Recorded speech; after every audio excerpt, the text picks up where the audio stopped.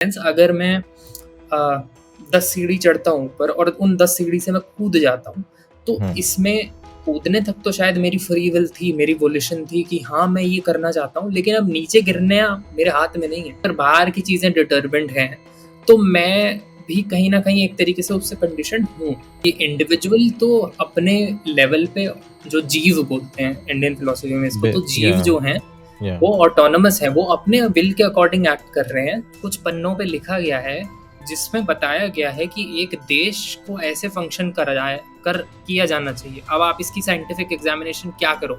ईश्वर तुम्हारे सामने साक्षात आके खड़े हो जाएंगे, तब तुम सेंस एक्सपीरियंस से मानोगे। तो ये जो एथीस्ट हैं वो रैशनलिस्ट नहीं है इन द फिलोसॉफिकल सेंस, वो एम्पेरिसिस्ट हैं।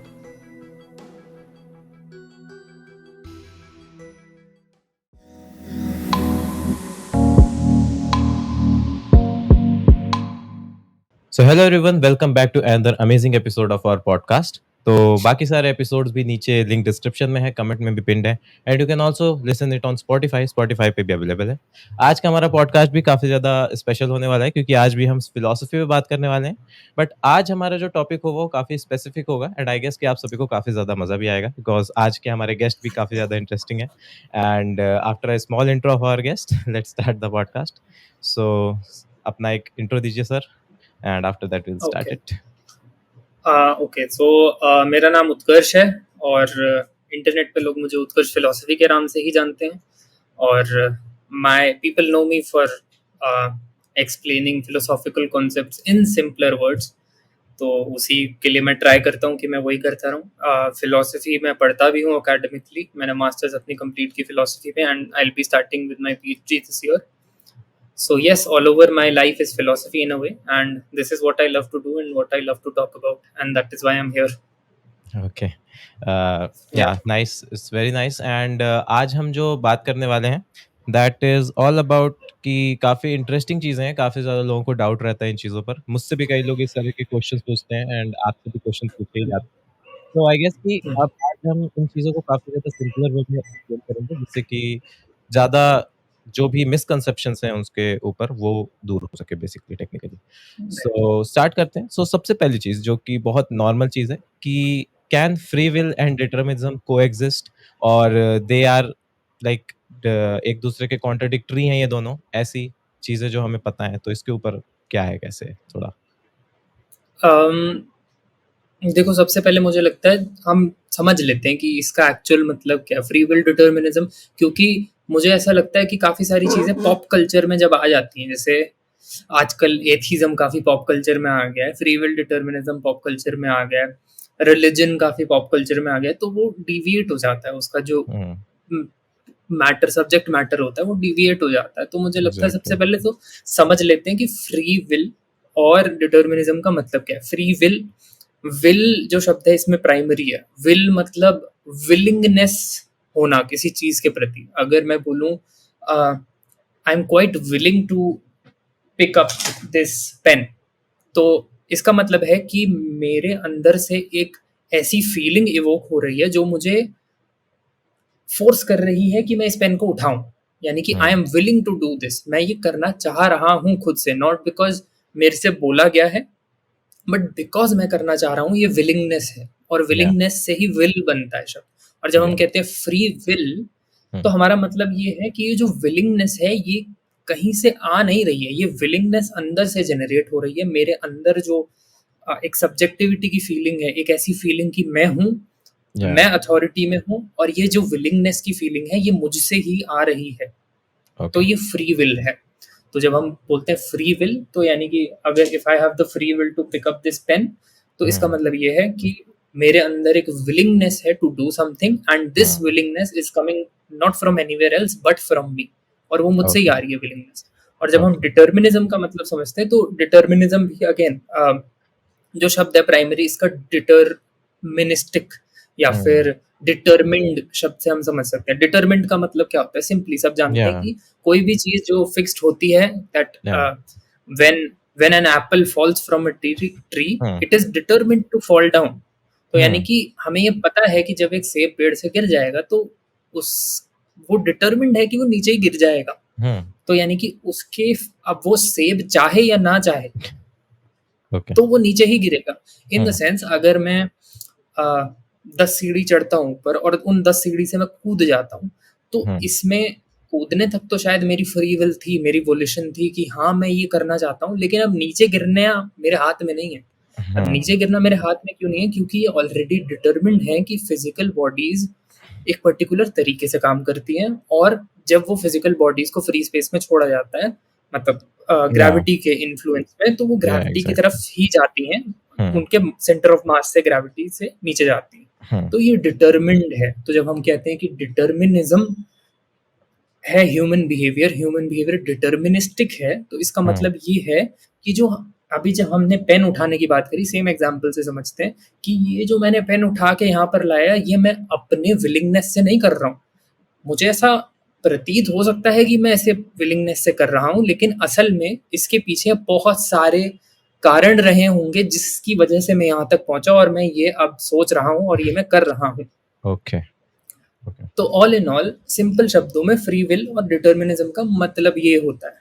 अब मुझे पर्सनली ऐसा लगता है कि जब भी कोई थॉट प्रोसेस आता है तो उसके साथ-साथ उसका रैडिकल होना तय लिखा होता है। कोई भी थॉट प्रोसेस आए, कोई अच्छा-सा बढ़िया-सा थॉट प्रोसेस आए, वो भी कहीं न कहीं रैडिकल हो ही एग्ज़ैक्टली, जाता एग्ज़ैक्टली। है ना? जैसे अगर सपोज़ मोनार्क का कॉन्सेप्ट आया, मोनार्की का कॉन्सेप्ट आया कि भाई एक राजा होगा जो रूल करेगा सब पे, बढ़िया राजा होगा। हुँ, प्लेटो ने बोला कि एक राजा होना चाहिए जिसके अंदर एक स्पेसिफिक क्वालिटी होनी चाहिए। प्लेटो ने फिलोसोफर किंग का कॉन्सेप्ट दिया कि वो पढ़ा लिखा होना चाहिए, मिलिट्री में ट्रेंड होना चाहिए, रैशनल थिंकर हुँ, होना चाहिए।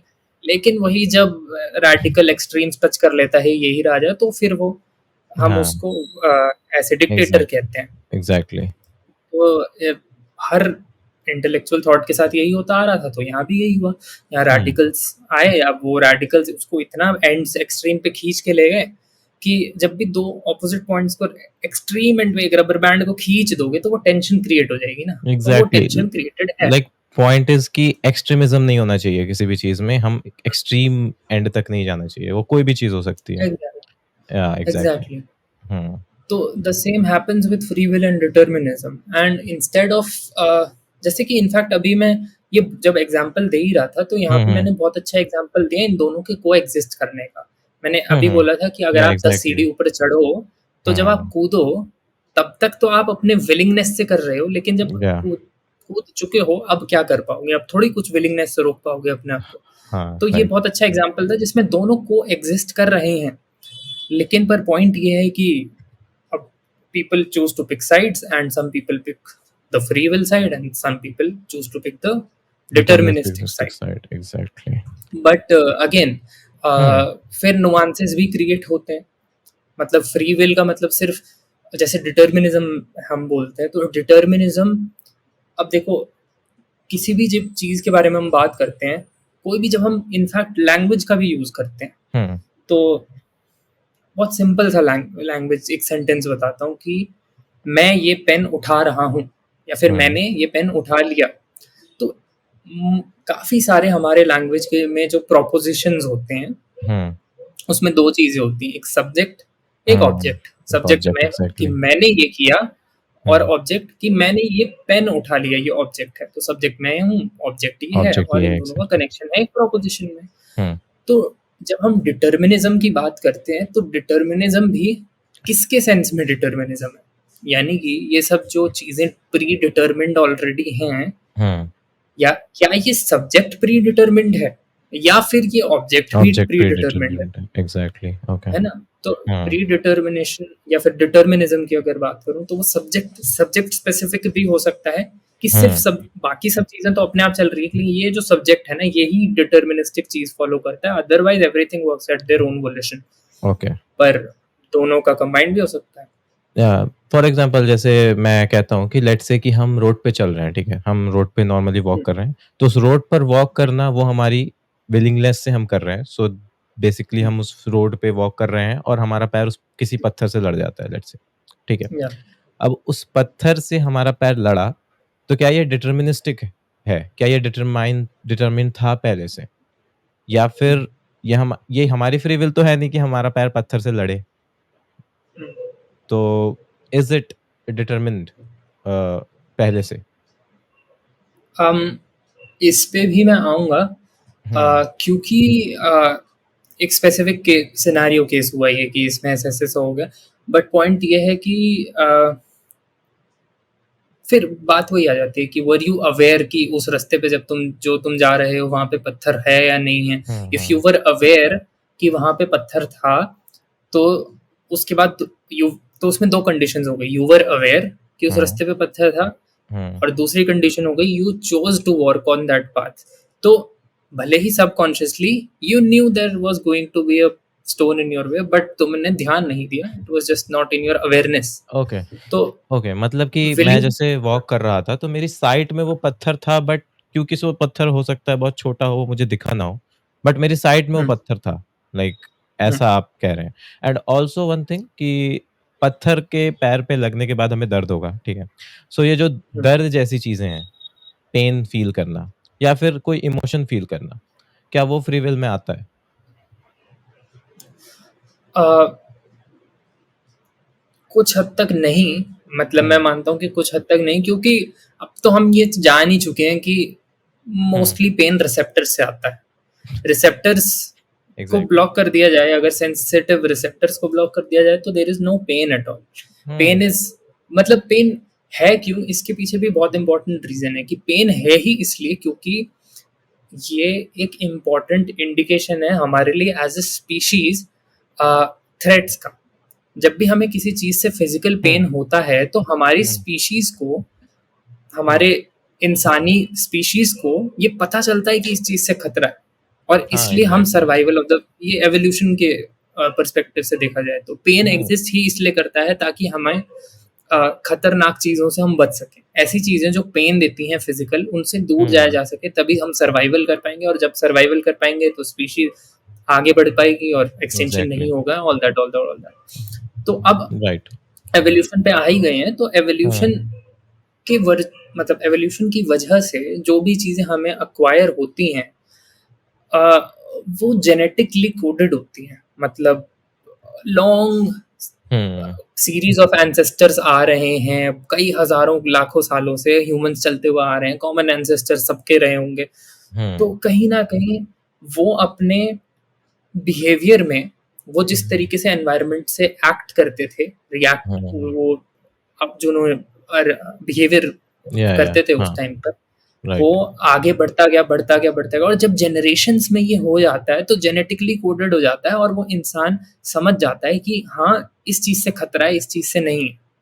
हुँ, तो मुझे लगता है कि जब इमोशंस की बात आती है, तो they are somewhere genetically coded in us, and hmm, they solve primarily, उनका हुँ, प्राइमरी और फंडामेंटल गोल तो अ, अपने ये ह्यूमन स्पीशीज को आगे बढ़ाना है, मतलब हुँ, एक्सटेंशन से बचाना है। कोई भी स्पीशीज जो पेन फील नहीं कर पाएगी, ज़्यादा चांस है कि वो लोग खत्म हो जाएंगे और आगे स्पीशीज नहीं बढ़ पाएगी। तो एग्ज़ैक्टली। पेन का रीज़न वो है, और या पेन का पेन रीज़न क्योंकि ये है, तो पेन इनेट है एक तरीके से। पेन के हुँ, रिसेप्टर, मतलब पेन को फ़ील करने का जो हमारे अंदर एक कैपेबिलिटी है, वो इनेट है, और जब इनेट है हुँ। तो हम कह सकते हैं कहीं न कहीं डिटरमिन्ड है। या बेसिकली पेन किलर्स क्या करते हैं? पेन किलर्स रिसेप्टर्स को ब्लॉक कर देते हैं for particular hmm, period of time. So ऐसा हुँ, नहीं है कि हमें तब पेन हो नहीं रहा, हमें पेन हो रहा है बट हमें पेन फ़ील नहीं हो रहा उस पॉइंट ऑफ टाइम पे। हुँ, पेन तब भी उस हुँ, जगह पर एक्ज़िस्ट कर रहा है, ऐसा नहीं है कि पेन ही चला जाएगा। सो या it's a exactly. Very great thing कि अगर पेन ना होता तो हमें पता ना चलता कि हमारी तबीयत ठीक भी है या नहीं, क्योंकि फिर हम हुँ, वो चीज़ समझ ना पाते और फिर उस पर्टिकुलर चीज़ से हमारी डेथ हो जाती है एग्जैक्टली। और हम कभी ये भी ना राइट। समझ पाते कि हमारी डेथ हो क्यों गई। सो हुँ, इट्स टोटली परफेक्ट कि अगर हम यहाँ पर फ्री विल डिटर्मिनिज्म वाला पार्ट लें तो आई गेस कि वहाँ यहाँ पर इस चीज़ों को डिस्कस करना ही वो है, क्योंकि वो तो बेसिकली डिफरेंट ही साइड हो गया ना एक तरह से। हुँ, और बाकी आपने जो एग्ज़ैक्टली। बोला कि हम जो या तो हम उस चीज़ से अवेयर हों कि रोड पे पत्थर है, या तो फिर हमने हुँ, खुद उस पे वॉक करने के लिए, तो टेक्निकली आपका ये कहना है कि हमें पता है, मतलब अनकॉन्शियसली, सबकॉन्शियसली हमें पता है कि वहाँ पर पत्थर है, बट टेक्निकली हम हुँ। उस एक छोटी-सी चीज़ पर ध्यान नहीं दे रहे हैं। मेरे को लगता है विलिंगनेस और अवेयरनेस 2 अलग-अलग चीज़ें हैं, यहाँ पे शायद हम दोनों ओके। को कन्फ्यूज़ कर दे रहे हैं। द हुँ, अवेयर किसी चीज़ के बारे में अवेयर होना और किसी चीज़ के प्रति विलिंगनेस होना 2 अलग-अलग चीज़ें हैं।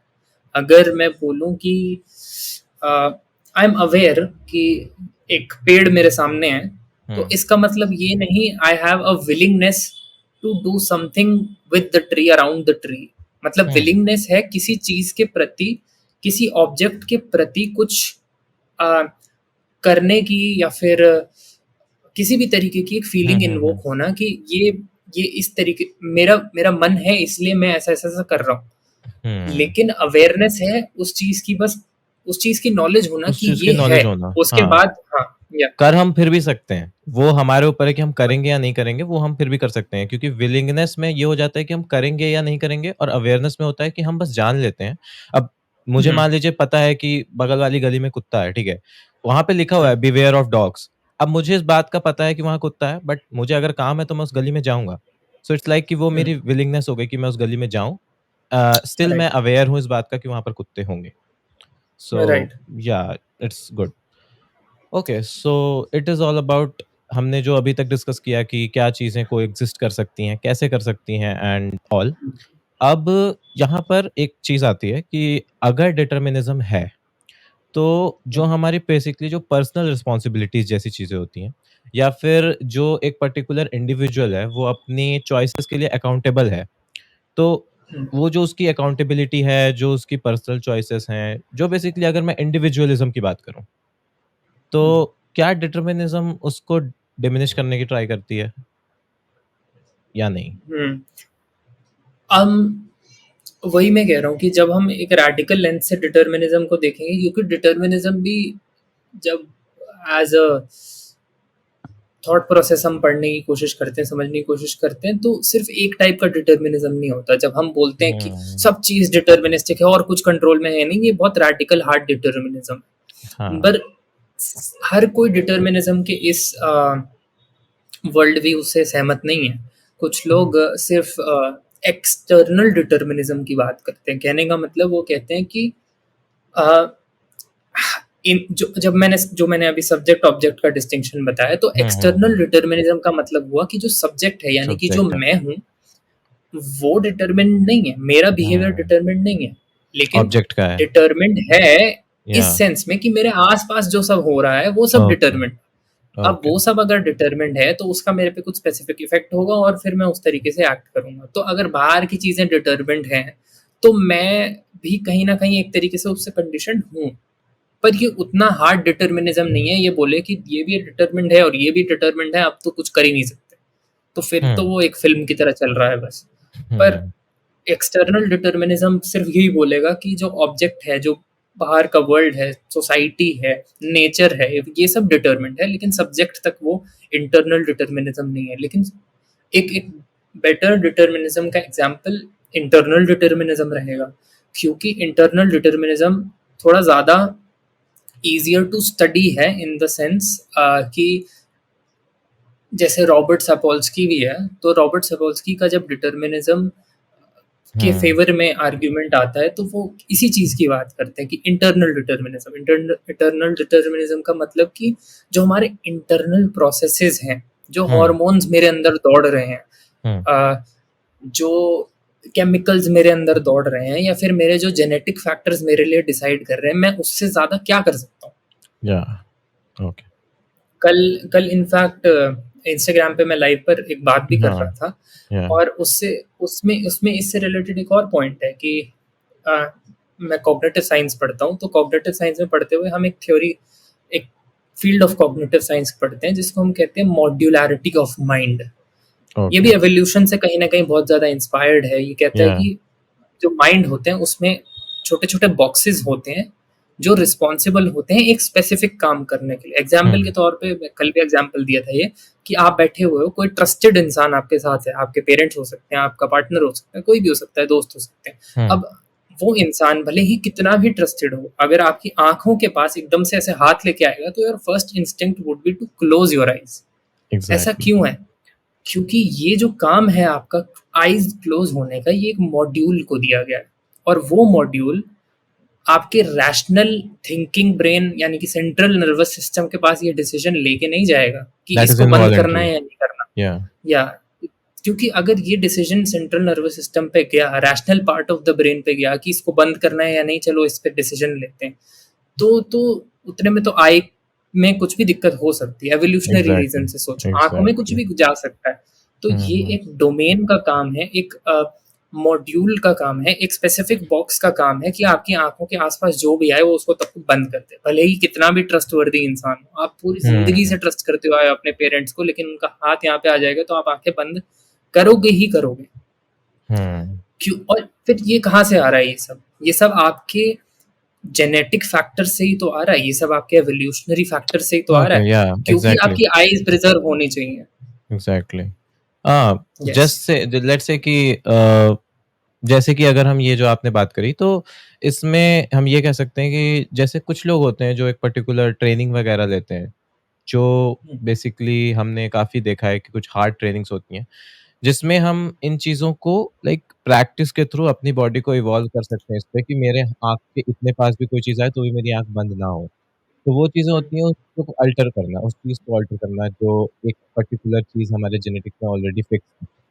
और ऐसा सिर्फ़ मेरे साथ नहीं होगा, ऐसा हर ह्यूमन बीइंग के साथ होगा क्योंकि हम सब सेम स्पीशीज़ में हैं, तो हमारे सबके साथ होगा। सेम चीज़ अगर हम किसी और स्पीशीज़ की बात करें, लेट्स से अगर हम एक मक्खी का कॉन्सेप्ट लें, तो मक्खी कैसी भी हो, उसके आस-पास जो भी कुछ आता है तो उसको उड़ना ही रहता है। अब मक्खी का चीज़ तो एकदम अलग है कि वो उसके भी कॉग्निटिव में है कि उसको उड़ना ही है, उसको हटना ही है उस पॉइंट से।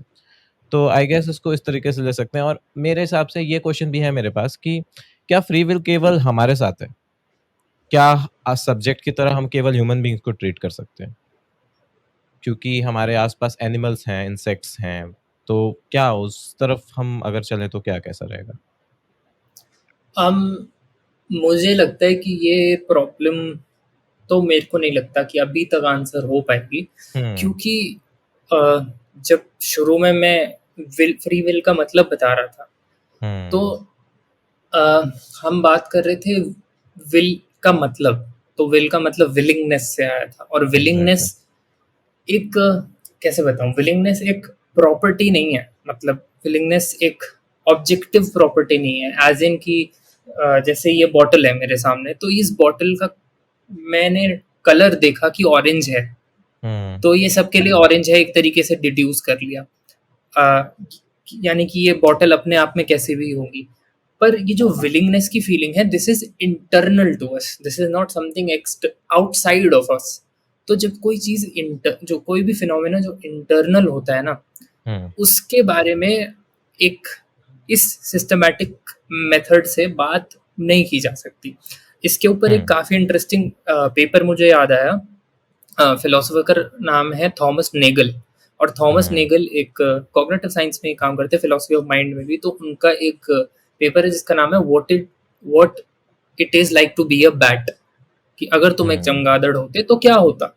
तो वो कहते हुँ, हैं कि ये बेसिकली कॉन्शियसनेस के ऊपर पेपर है, कि ओके। अब जब हमने विलिंगनेस की बात कर रहे हैं तो हम कॉन्शियसनेस की भी कहीं ना कहीं बात कर हुँ, सकते हैं, कि कॉन्शियस हुँ, हुँ, डिसीजन होता है मेरा किसी भी चीज को जब मैं विलिंगली करता हूँ, that is hmm, my conscious decision, with या full awareness I am making that decision, तभी वो फ्री विल काउंट होगा। तो जब हम हुँ, कॉन्शियसनेस की बात करते हैं तो वो कहते हैं आप इंसान हो और आप कॉन्शियस हो, आप ये प्रूव कैसे कर सकते हो कि आप कॉन्शियस हो? आप दूसरे का बिहेवियर देख के ये नहीं बता सकते कि दूसरा कॉन्शियस है, क्योंकि आपको तो सिर्फ उसका बिहेवियर दिख रहा है। अब आपको कैसे पता उसके अंदर मशीनरी है या नहीं? अगर कोई रोबोट हो, रोबोटिक मशीनरी उसके अंदर हो, जिस तरीके से होता आपको इंटरनल हुँ, एक फीलिंग आती है एग्जिस्ट होने की, वो कोई मैकेनिस्टिक फीलिंग नहीं है। मतलब ये जो हुँ, फीलिंग इन्वोक हमारे अंदर होती है जब हम उठते हैं, आँख खोलते हैं, एक अपना होने की फीलिंग आती है, एग्जिस्ट होने की फीलिंग होती है। तो ये एग्ज़ैक्टली। आप मैकेनिस्टिकली कैसे डिस्क्राइब करोगे? इसको डिस्क्राइब मैकेनिस्टिकली नहीं किया जा सकता, और वो कहते हैं कि आपने वो किताब पढ़ी है, फ्रांज काफ्का की मेटामॉर्फोसिस?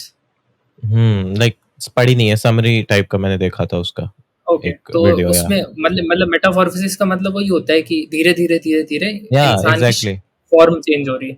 अब तो एग्ज़ैक्टली। थॉमस नेगल यही कहते हैं कि अगर तुम अभी इंसान हो, अभी कॉन्शियस हो, तो अभी तुम्हें समझ आ रहा है कि इंसान होने पे, कॉन्शियस होने पे कैसा लगता है। तुम उसे डिस्क्राइब हुँ, नहीं कर पा रहे हो। कैसा फ़ील होता है वो तुम्हें पता है इंटरनली। अब तुम एग्ज़ैक्टली। धीरे-धीरे मेटामॉर्फोसिस के थ्रू जा रहे हो और हुँ, धीरे-धीरे, धीरे-धीरे तुम एक चमगादड़ बन जाते हो 10 दिन के अंदर। मान लो या पहले दिन तुम इंसान थे, दूसरे दिन थोड़े से चमगादड़ बने, फिर ऐसे-ऐसे 10 दिन हो गए और 10वें दिन तुम पूरे चमगादड़ बन गए। ओके। तो 5वें दिन पे तुम्हें पता होगा बस कि 5वें दिन पे आधा ह्यूमन और आधा चमगादड़ होना कैसा होता है। तुम्हें ये नहीं पता होगा कि ह्यूमन होना कैसा होता है हाँ, और ना तुम्हें या ये पता होगा चमगादड़ कैसा चमगादड़ होता होना है? कैसा होता है। एग्ज़ैक्टली। अब तुम जब 10th डे पे पहुँच जाओगे, तब तुम्हें पता चलेगा कि चमगादड़ कैसा होता है। लेकिन तुम ये एज़ अ ह्यूमन थोड़ी एक्सपीरियंस कर पा रहे हो कि चमगादड़ क्या होता है। तुम एज़ अ चमगादड़ एक्सपीरियंस कर रहे हो चमगादड़ क्या होता है। बट तो उस ये पॉइंट जो पे हमें इंटर ये या उस पॉइंट पे हमें हुँ, ये तो पता रहेगा ना कि ह्यूमन होना कैसा होता है, क्योंकि आखिर अब है तो हम ह्यूमन से बैट में हैं। तो हुँ, हमें ये तो पता ही रहेगा ना बैट होकर कि ह्यूमन होना कैसा होता था, जब मैं आज से 10 दिन पहले यस, एक ह्यूमन था तो। हाँ। या ब पर पॉइंट ये है कि बैट होने के साथ-साथ बैट की फिज़िकल प्रॉपर्टीज़ भी तो आपकी हो जाएँगी। हाँ, वो अब तो हो ही ह्यूमन का जाएँगी। दिमाग होता है, मैं क्या उस या क्या हम ये एग्ज़ैक्टली, बता सकते हैं कि बैट में मेमोरी होती है? हम एग्ज़ैक्टली। एज़ अ ह्यूमन हमें फ़ील करके पता है कि इंसानों में मेमोरी हुँ, होती है, हुँ, पर हुँ, हुँ, हमें हुँ। ये नहीं पता है कि चमगादड़ में मेमोरी होती है या नहीं या होती। और जो विल वाली बात है कि वो ये भी है कि हमारा ब्रेन इतना कॉम्प्लेक्स स्ट्रक्चर है कि हम विल जैसी चीज़ों का एक्सपीरियंस कर सकते हैं। बट यही अगर हम हुँ, चमगादड़ की बात करें या एक जिराफ की बात करें, एक कुत्ते की भी बात करें, तो दे कांट डू दिस, क्योंकि वो हाँ, इतना ज़्यादा कॉम्प्लेक्स ब्रेन है ही नहीं कि वो ये एक्सपीरियंस कर सके कि क्या हम खुद से भी कुछ कर सकते हैं। खुद से वो सिर्फ़ उतना करेंगे जितना उनके अंदर कॉग्निटिव, जो आपने कॉग्निटिव वाली चीज़ कही, तो कुत्ते की स्पीशीज़ में जो हमेशा से है कि उसको पूँछ हिलाना है जब उसे भूख लगती है। ये एक जो हुँ, कॉग्निटिव चीज़ है वो उसके माइंड में, उसके जेनेटिक उसमें एन्कोडेड है, जो आपने मॉड्यूल वाली हुँ, बात करी। तो उसके अंदर भी हाँ, एक मॉड्यूल है जिसमें उसका उसने ये बात उसने उसके अंदर ये फिक्स्ड है कि हमें पूँछ हिलाना है हुँ। क्योंकि हमें भूख लगी है। तो this is the thing I guess.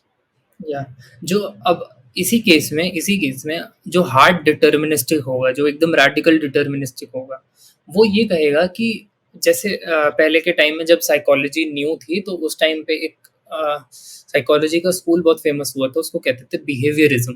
और बिहेवियरिज्म में कुछ फिलोसोफर्स थे, बीएफ स्किनर नाम था, हुँ, एक का नाम मैं भूल रहा हूँ, वॉटसन नाम था, I believe hmm, I believe Watson थे, एक बीएफ स्किनर थे। तो बेसिकली इनका क्या मॉडल होता था साइकोलॉजी का, इनका साइकोलॉजी के मॉडल में माइंड जैसी चीज़ ही नहीं एग्ज़िस्ट करती थी। तो ये साइकोलॉजी करते किस पे थे? ये सिर्फ़ ह्यूमन बिहेवियर पे साइकोलॉजी करते थे। ओके। वो उनकी साइकोलॉजी का मॉडल को हम कहते हैं स्टिमुलस रिस्पॉन्स, एसआर मॉडल कहते हैं। तो स्टिमुलस रिस्पॉन्स मॉडल जो काफ़ी फ़ेमस एक्सपेरिमेंट्स आपने देखा होगा लैब रैट्स पे होते हैं, या गिनी पिग्स एग्ज़ैक्टली। पे होते हैं। तो हुँ, कि चूहे को ये दिया, पैलेट डोप दबाया तो चूहा खुश हो डोपामाइन गया, टाइप, फिर उसने डोपामाइन हाँ, हाँ। एग्ज़ैक्टली। तो वो क्या है उसमें वो चूहे को कोई इंटरनल मेंटल स्टेट्स कंसिडर नहीं कर रहे कि उसकी कुछ इंटरनल मेंटल स्टेट भी होती होगी। वो बस इतना हुँ, कंसिडर कर रहे हैं कि अगर ये इनपुट दो तो चूहा ये आउटपुट देता है। या राइट। उन्होंने इंटरनल स्टेट कंसिडर ही नहीं करी कि चूहे में हुँ, इंटरनल मेंटल स्टेट भी हो सकती थी क्या? या exactly. Hmm, okay, so this is all about कि हमने ये देखा कि कैसे फ्री विल, डिटरमिनिज़्म, ये सारी चीज़ें हैं, और आपने अभी रेडिकल वाली बात करी कि रेडिकल जो लोग होते हैं वो इस टाइप से सोचते हैं। सो आई गेस कि जब कोई एक बहुत ही ज़्यादा रेडिकल हो जाता है about determinism and also various factors हैं उसमें, तो ये हुँ, सारी चीज़ें हमें इस साइड ले जाती हैं कि जो बेसिकली जो एक गॉड वाला कॉन्सेप्ट आता है कि there is a higher power. तो उस केस में हुँ, शायद वो डिटरमिनिस्टिक बिहेवियर में ही काउंट होता है, क्योंकि according to them everything is determined by that supernatural entity. Hmm, हाँ, ऐसे कई सारे फैक्टर्स हैं, ऐसी कई सारी लाइक फिलॉसफीज़ हैं जिसमें चीज़ें होती हैं कि like there is a supernatural power but he is not determining everything. He is not taking hmm, part in the actions जो कि हम अभी जैसे पॉडकास्ट कर रहे हैं, तो इसमें वो एक्शन नहीं ले रहा है। ऐसी भी चीज़ें हैं। राइट। सो इसमें हुँ। क्या आपका स्टांस है, इस पर्टिकुलर चीज़ में? मेरा पर्सनल स्टांस सेकंड वाले की तरफ ज़्यादा झुकाव होता है क्योंकि हुँ, अम, मतलब जैसे फर्स्ट टाइप के फिलोसोफर्स जैसे स्पिनोज़ा एक फिलोसोफर थे काफ़ी हुँ, फेमस हुए। हुँ, तो हुँ, स्पिनोज़ा का एग्ज़ैक्टली। कॉन्सेप्ट ही यही था। हुँ, स्पिनोज़ा का कहना था कि नेचर जो होता है वो गॉड होता है और जो गॉड के प्रिंसिपल्स होते हैं उसके अकॉर्डिंगली नेचर चलता है और नेचर में क्योंकि हम भी आते हैं तो हम भी वैसे ही चलते हैं। तो it is a total schema of things of determined bye God जिसमें हम फंक्शन कर रहे हैं। तो ओके। स्पिनोज़ा का ये कहना था कि गॉड है, जो एग्ज़ैक्टली। कि नेचर है और नेचर के जो प्रिंसिपल्स हैं, वो गॉड के प्रिंसिपल्स हैं और हम उस हिसाब से चल रहे हैं क्योंकि हम नेचर के पार्ट हैं, ऐसे-ऐसे करके चलता है। पर मेरे को लगता है कि कुछ इंडियन फिलॉसफीज़ ऐसी हैं, जैसे ना आई बिलीव काफ़ी सारे जैसे वैदिक फिलॉसफीज़ की अगर हम बात हुँ, करें तो आई थिंक मीमांसा ये कहता है कि गॉड ही सब कुछ करता है, लेकिन आई थिंक न्याय फिलॉसफी या फिर वैशेषिक फिलॉसफी ये भी मानती है कि जब वर्ल्ड बना तो वर्ल्ड जो है वो ईश्वर ने बनाया हो ज़रूर, हुँ, कि जो गॉड थे वो it was he was the efficient cause of the universe, कि उन्होंने कुछ मटेरियल्स लिए, अर्थ वाटर फायर एयर ऐसे एलिमेंट्स लिए, उसको बनाया और बना के छोड़ दिया, एंड हुँ, जो इंडिविजुअल्स हैं वो ऑटोनोमस है, ओके। कि इंडिविजुअल तो अपने लेवल पे, जो जीव बोलते हैं इंडियन फिलोसफी में इसको, बे तो जीव जो हैं या वो ऑटोनोमस है, वो अपने विल के अकॉर्डिंग एक्ट कर रहे हैं, लेकिन जो वर्ल्ड है वो गॉड ने बनाया, बस वहीं तक उनका रोल था। तो बेसिकली अगर वर्ल्ड गॉड ने बनाया है, तो ह्यूमन्स को या फिर जो जीव हैं उन्हें उन्हें भी गॉड ने बनाया होगा, बट गॉड ने बनाकर छोड़ दिया कि नाउ दे आर ऑटोनॉमस। मैं मतलब हमारा काम था नहीं, केवल नॉट रियली, बनाना। या नॉट रियली, कुछ मतलब अल्टीमेटली ना, मतलब हुँ, जो जीव की मैं बात कर रहा हूँ, those are not physical beings. तो जीव से वहां पे मेंशन होता है कॉन्शियसनेस का, ओके। तो जीव का मतलब फिजिकल नहीं होता है, तो जैसे ये फिजिकल है, ये हाथ पैर ये बॉडी है, तो ये तो प्रकृति और वर्ल्ड का ही पार्ट है, पर हुँ, मेरे हुँ, अंदर जो कॉन्शियस प्रिंसिपल है, मेरे अंदर जो कॉन्शियसनेस है, ओके, वो ऑटोनोमस है, पर ऑटोनोमस इन द सेंस वो एक तरीके से यही मानते हैं कि यही जो कॉन्शियस प्रिंसिपल मेरे अंदर है, अगर ये प्योर हो जाए, प्योरेस्ट फॉर्म में हो जाए, तो ये ईश्वर ही है। ओके। तो इस तरीके से माना जाता है। हाँ। सो इस हिसाब से ये कहीं न कभी न कभी तो प्योर रही होगी। आज प्योर हाँ, नहीं है, हो सकता है कभी प्योर रही हो। इन द सेंस ये प्योर डे टू डे भी मैं कह रहा हूँ, जब लोग कहते हैं कि मेडिटेशन, इसलिए मेरे को जैसे हुँ, बुद्धिज्म का ओके। कॉन्सेप्ट है, इसलिए मेरे को पसंद आता है जब बुद्धिस्ट लोग कहते हैं नथिंगनेस की बात करते हैं, शून्यवाद की बात करते हैं, तो उसका मतलब हुँ, यही होता है कि जो कॉन्शियस फोर्स है वो एक ऐसे फ्लो में हो, जैसे आजकल फ्लो स्टेट को काफी सुना होगा, कि फ्लो स्टेट जब आप कोई भी काम मेहनत से करते हो, फोकस से करते हो, तो एक फ्लो स्टेट में हो जाते हो। उस फ्लो स्टेट में क्या होता है, उस फ्लो स्टेट में आप काम कर रहे होते हो और आप अपनी identity for for that amount of time भूल जाते हो कि मेरा नाम अर्जुन है, मैं ये काम कर रहा हूँ। आप उस काम में विलीन हो जाते हो। तो वो जो फ्लो स्टेट है, वो जब नेचुरली हो जाए और आप अपनी आइडेंटिटी भूल जाओ, तो वो एक झलक है उस प्योर कॉन्शियसनेस की। ओके। सो बेसिकली या हाँ, एक आपने कॉन्शियसनेस की बात करी ना, तो आपने कहा कि उसने कॉन्शियसनेस बनाई। तो आई गेस कि उसने कॉन्शियसनेस जब बनाई होगी, तो क्या जैसे हमारा एवोल्यूशन हुआ है ह्यूमन का या फिर कॉन्शियसनेस हर बनाई हर नहीं, अच्छा, कॉन्शियसनेस बनाई नहीं कॉन्शियसनेस तो is something created, as okay, इन कैसे बताऊं कि अब मैं ईश्वर जब बोलता हूँ तो मेरा ईश्वर का मतलब ये नहीं है कि उसकी एक मूर्ति है और वो किसी फॉर्म में है। एग्ज़ैक्टली ईश्वर वो मैं ही है जो मैंने अभी डिस्क्राइब विथ किया। नो एट्रिब्यूट्स एग्ज़ैक्टली आप नो जिसकी एटॉम, बात कर रहे हैं शून्य, एग्ज़ैक्टली, शून्य। एग्ज़ैक्टली। तो ओके, वो हाँ, शून्य से कुछ बनता नहीं है क्योंकि इसी शून्य कुछ है ही नहीं। या इसी की बात अद्वैता वेदांता में की जाती है आई गेस कि इस हुँ, यही वाला या कॉन्सेप्ट उठाया जाता है या I have read about it interesting one but या तो वही चीज़ है और ये जो भी हमने बात करी इट इज़ अ पार्ट कि जहाँ पर हम इन सारी चीज़ों को डिस्कस करते हैं। बट ऑल्सो अब इसमें भी अगर हम रेडिकलनेस ले आएँ या फिर एक्सट्रीमिज़्म में जाएँ, तो ये भी कहीं न कहीं फिर इम्प्योर होने लगेगी ये फिलॉसफी भी। प्रॉब्लम ही है, जैसा हाँ। कि हर फिलॉसफी में बात होती है, अगर मैं चाहे स्केप्टिसिज़्म उठा लूँ, एथिज़्म उठा लूँ, एग्नोस्टिसिज़्म उठा लूँ, किसी में भी अगर हम पूरा रेडिकल में जाएँगे, पूरा एक्सट्रीमिज़्म में जाएँगे, तो कहीं न कहीं इम्प्योर हो जाएगी। हर चीज़ इम्प्योर हो राइट। जाएगी। जैसा आपने शायद पॉडकास्ट की स्टार्टिंग में ही ये चीज़ आपने बोली ही थी, कि हम हुँ, हुँ। रेडिकलनेस में जाएँगे तो वो खराब हो जाएगा एट द एंड। राइट। या क्योंकि एग्ज़ाम्पल के तौर पे एक छोटा-सा एग्ज़ाम्पल लूँ तो आप योगा से क्या समझते हो? जब मैं आपको बोलता हूँ योगा, तो उससे क्या हुँ। समझते हो?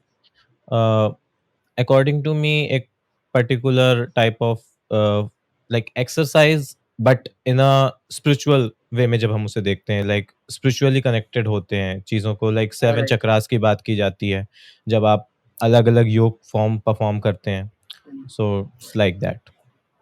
बट पॉइंट ये है कि जो योग फिलॉसफी जहाँ से आती है, दर्शन जहाँ से शुरू होता है महर्षि हाँ। पतंजलि से, वो योग हुँ। की डेफिनेशन देते हैं पहले ही चैप्टर के शायद फर्स्ट या सेकंड सूत्र में। वो कहते हैं, संस्कृत में कोट होता है, योग चित्त वृत्ति निरोध। जो मैंने अभी आपको बोला वही थोड़ी देर पहले, वही मतलब है उनका।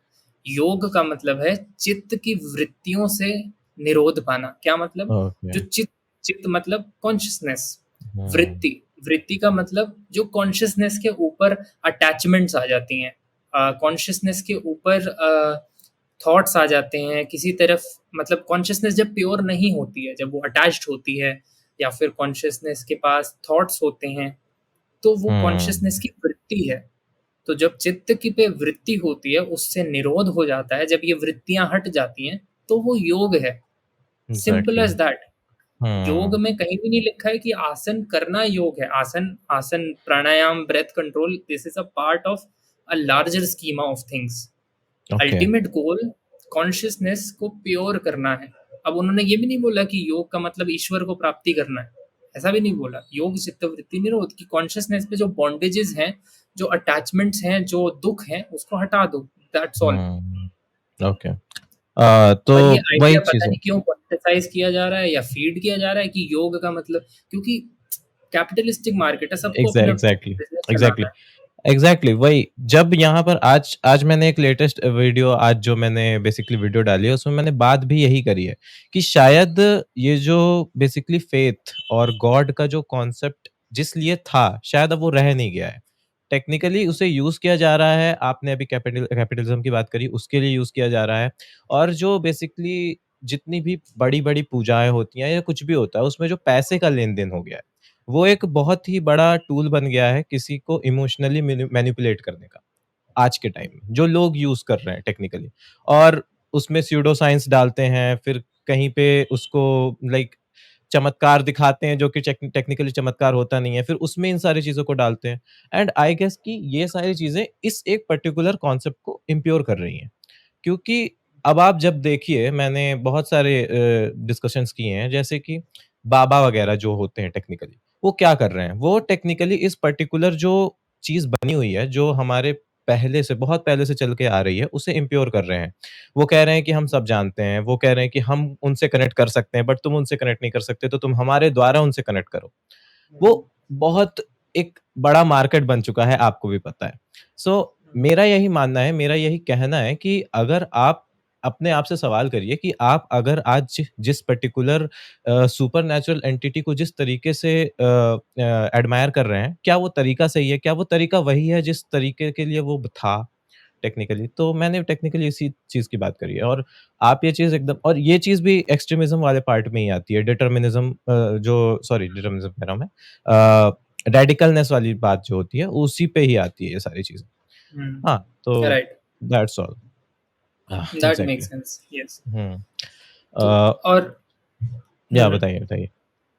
तो जब मैं डिटर्मिनिज़्म और फ्री विल की बात कर रहा था, coming back to what I hmm, started hmm. Off with, hmm, तो हुँ। जब मैंने डिटर्मिनिज़्म की टाइप्स बताए, मैंने आपको बताया कि इंटरनल डिटर्मिनिज़्म क्या होता है, हुँ, हुँ, एक्सटर्नल हुँ। डिटर्मिनिज़्म क्या होता है, राइट। हार्ड डिटर्मिनिज़्म क्या होता है। जब मैंने बिहेवियरिस्ट्स का एग्जांपल दिया था, बीएफ स्किनर रैट एक्सपेरिमेंट्स का, तो वो हार्ड डिटर्मिनिज्म है। जब वही चीज आप इंसानों पे लगा दोगे कि एक इनपुट होता है, उससे एक पर्टिकुलर आउटपुट निकलता है, वो hard determinism kind of thing आ जाती है। पर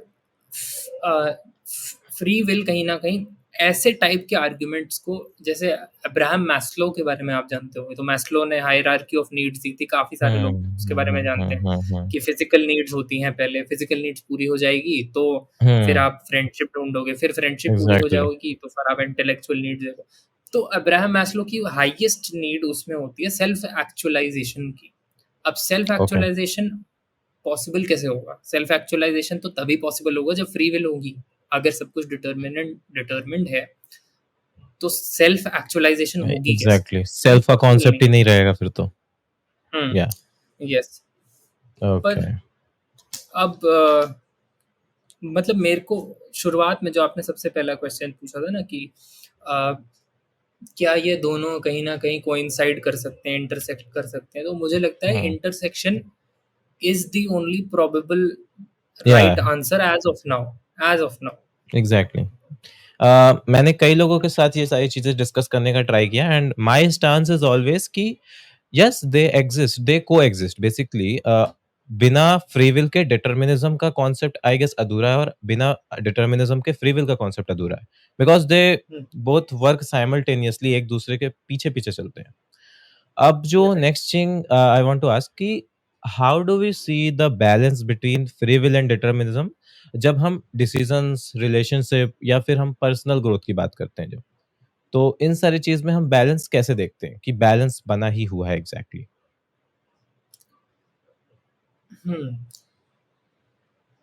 इसके केस में सबसे पहले तो आई थिंक मेरे को एक आर्ग्यूमेंट याद आ रहा है कि उस आर्ग्यूमेंट से आगे बढ़ूंगा। कि जी। एक आर्ग्यूमेंट दिया था आई गेस, नीचा ने एक टाइप का आर्ग्यूमेंट दिया था, but I think somebody else took it up. Some guy, I don't know, कुछ नाम था मेरे को याद या नहीं। आई बिलीव स्ट्रॉसन, स्ट्रॉसन हम्म नाम था शायद। गेलन हम्म स्ट्रॉसन, आई बिलीव, हाँ रिमेम्बर, गेलन स्ट्रॉसन नाम के फिलोसफर थे। उन्होंने एक पर्टिकुलर टाइप का आर्गुमेंट दिया था। उन्होंने कहा कि जब आप कुछ एक्ट करते हो, जब भी आप कुछ एक्ट करने जाते हो, अगर फ्री विल कंसिडर करके रखें, तो अगर आप फ्री विल आपके पास है और आप कुछ एक्ट करने जाते हो, तो आपके पास एक मॉरल रिस्पॉन्सिबिलिटी है वो करने की। यानी कि जब आप कुछ भी करने जा रहे हो, तो आप उस एक्ट के लिए मॉरली रिस्पॉन्सिबल होल्ड किए जा सकते हो कि आपने ये सही किया या राइट। गलत किया, अगर आपके पास फ्री विल है तो। या और एग्जैक्टली। अगर आप उसको करने जा रहे हो और आपके पास फ्री विल भी है, तो इसका मतलब ये है कि आपने उसको करना डिसाइड किया होगा। यानी कि आपके अंदर से विलिंगनेस आई होगी कि आप ये करने जा रहे हो। हम्म और अगर आपने डिसाइड किया होगा, तो ब्लाइंडली आप डिसाइड नहीं कर सकते हो ये करने के लिए, आपके पास रीजन होना चाहिए। रीजन क्यों होना चाहिए? क्योंकि आप फ्री विल में मानते हो। अगर रीजन नहीं है राइट। तो आप डिटर्मिनिस्ट बन गए। तो हम्म सपोज इस रीजन को रीजन वन, R1 बोलते हैं। तो राइट। मान लो आप कुछ करने गए, उसके लिए आपको मॉरली अकाउंटेबल होल्ड किया जाएगा। और आप ये काम करते हो ये जानते हुए कि मैं उसके लिए मॉरली अकाउंटेबल हूँ, और आप वो करते हो। और आप वो ऐसे ही नहीं कर देते हो, आप वो सोच समझ के करते हो, और सोच समझ के करते हो तो आपके पास एक रीजन होता है वो करने के लिए। जी। यानी कि अगर आपके पास रीजन है कुछ काम करने के लिए, तो उस रीजन तक पहुंचने तक क्या रीजन है आपके पास? उस रीजन तक पहुंचने हम्म तक भी आपके पास कोई रीजन होगा। R2। हम्म अब ऐसे रीजन टू के बारे में भी कहा जा सकता है, उस रीजन तक कैसे पहुंचा जाए, तो R3 होगा। ऐसे ऐसे ऐसे करके एड इन्फिनिटम। तो स्ट्रॉसन और नीचा नीचा ने अर्लियर फॉर्म दिया था, बट स्ट्रॉसन ने मेन दिया था। तो स्ट्रॉसन ये दिखाते ओके। हैं कि अल्टीमेटली जब आप फ्री विल में जाओगे, हम्म तो आप आर्ग्यूमेंट एड इन्फिनिटम में फंस जाओगे। एक टाइप की फैलेसी होती है कि ये हम्म फिर ये फिर ये फिर ये फिर या ये, तो एग्जैक्टली, फिर कहीं लूप इसका बन जाता एंड है। नहीं हो रहा। हाँ, कहीं ओके। उसका एंड नहीं हो रहा है। तो हम्म अब कैसे प्रूव करोगे? पर पॉइंट ये है कि जो हमारे, आप देखो कोई भी लीगैलिटीज या लीगल स्ट्रक्चर, मॉरल स्ट्रक्चर बने होते हैं, ये हमेशा इस तरीके से बने होते हैं कि फ्री विल और डिटर्मिनिज्म दोनों इंटरट्वाइंड हो। आप कभी भी कोई ऐसा लीगल मॉरल स्ट्रक्चर नहीं देखोगे जिसमें आप या तो प्योरली डिटर्मिनिस्टिक हो या प्योरली फ्री विल बेस्ड हो। हम्म क्यों? क्योंकि जब आप किसी से चोरी कर लेते हो मान लो, तो हम्म आपको जेल में डाला जाएगा क्योंकि आपको उसके लिए अकाउंटेबल माना जाता है कि आपके एग्जैक्टली। पास फ्री विल थी और तब आपने किया। तब आपने किया एग्जैक्टली। पर हाँ, पर बहुत बार ऐसा होता है कि जब मास में कुछ चीजें हो जाती है, मास कोई एक्शन करता है या रिवोल्ट होता है या फिर वो अगली फॉर्म ले जाता है, तो मास में दिक्कतें आती हैं, कुछ दिक्कतें हो हम्म। जाती है। तो पॉइंट ये है कि अब उसमें हमेशा जो कैच किया जाता है वो परपेट्रेटर्स को कैच किया जाता है, मेन लोगों को कैच किया जाता है। हजार लोगों को क्यों नहीं कैच किया जाता है? क्योंकि बोलते हम्म हैं कि ऐसी कंडीशंस बन गई थी कि वो इन्फ्लुएंस हो गए और उन्होंने वो कर दिया। एग्जैक्टली, तो वो जो गलत बेसिकली कहा जाता है कि जो मेन लोग थे उनकी वजह है। से उन्होंने ऐसे एक्शंस लिए, बट या मेन लोगों की विलिंगनेस थी वो करने के लिए, और 900 लोग ऐसे सिचुएशन में पड़ गए थे जिसकी वजह से उन्हें करना पड़ा। तो बट अल्टीमेटली क्या है ये जो टेक्निकली तो गलत है ना ये, क्योंकि उनकी भी फ्री विल थी तभी। और मुझसे किसी ने ये चीज़ पूछी थी, आई डोंट रिमेंबर कि किसने पूछी थी, इन्फ्लुएंस वाला पार्ट, कि हम्म, आई गेस कि मैं किसी एक पर्टिकुलर टॉपिक पे डिस्कस कर रहा था, तो उसने मुझसे, सामने वाले ने कहा कि हम जो लोग होते हैं, जो कुछ पर्टिकुलर चीज़ कर रहे हैं, उससे हम इन्फ्लुएंस होते हैं, लोग इन्फ्लुएंस होते हैं, तो उनका वो करना गलत है। तो वहाँ पर मैंने हुँ, कहा कि इन्फ्लुएंस होना, वो हमारे ऊपर है। हमें कोई हुँ, ज़बरदस्ती इन्फ्लुएंस नहीं करता अनटिल अनलेस कि वो कोई फ़िज़िकल वॉयलेंस ना कर रहा हो उस चीज़ को एक्सेप्ट करने के लिए, उस चीज़ को करने के लिए। वो चीज़ हमारी फ्री विल में आती है कि हम हुँ, इन्फ्लुएंस हो रहे हैं या नहीं हो रहे हैं, उस एक पर्टिकुलर आइडिया से, राइट, आइडियोलॉजी से या जो भी हो। हाँ, हुँ, तो यहाँ पर इस आर्गुमेंट में हमें फ्लॉ दिखता है, जो आपने कहा कि जो 900 राइट, लोगों को नहीं पकड़ेंगे। एग्ज़ैक्टली। राइट। पर एक बेटर एग्ज़ाम्पल अगर दूँ तो हुँ। मान लो कि आप जा रहे हो और कोई आपके ऊपर गन तान देता है हुँ, हुँ। और अ, किसी कोइंसिडेंस से आपके पास भी एक गन होती है। हुँ, तो आप उसको अपने डिफेंस में निकाल कर उसके पे चला देते हो और वो इंसान की ओके, मृत्यु हो जाती है। ओके। तो ऐसे सिचुएशन में क्या आप घर से निकले थे ये विलिंग करते हुए कि आज मैं किसी की मृत्यु कर दूँगा? ना सिचुएशंस ऐसी बना दी गई कि आपने ऐसा कर दिया। अब क्या कोर्ट इसमें आपको विलिंग पाएगा कि आपने विलिंगली इसकी हत्या करी? नहीं, क्योंकि वो नहीं, सेल्फ डिफेंस के अंदर आप सेल्फ डिफेंस के बच अंदर आता जाते है हो। एग्ज़ैक्टली। राइट।